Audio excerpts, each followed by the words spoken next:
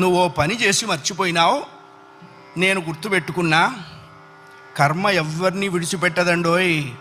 ఒకవేళ భగవంతుడైనా కాస్త ఎక్స్క్యూజ్ చేస్తాడు, కొంచెం కన్సెషన్ ఇస్తాడు, కొంచెం ఎగ్జంప్షన్ ఇస్తాడు. కర్మ చస్తే ఇవ్వదు. 1000 ఆవులు 1000 దూడలు ఉన్నాయి. దూడల కట్లు విప్పాం. ఏ దూడ దాని దగ్గరికి వెళ్ళి, దాని తల్లి దగ్గరికి వెళ్ళి సరిగ్గా ఆగుతుంది. కర్మ కూడా అంతే. అవశ్యం అనుభోక్తవ్యం కృతం కర్మ శుభాశుభం. వండిన అన్నం తినలేకపోవచ్చు, చేసుకున్న కర్మని అనుభవించక తీరదు. చాలామంది కొన్ని అనవసర మాటలు మాట్లాడుతుంటారు. బ్రతకదలుచుకోలేదు, చచ్చిపోదాం అనుకుంటున్నా. చావునేటువంటిది ఏదో ఏటీఎం కార్డు పెట్టంగానే డబ్బులు వచ్చినంత ఈజీ అనుకుంటాడు. నువ్వు అనుకోంగానే చచ్చిపోతే నువ్వు చేసిన కర్మ అంతా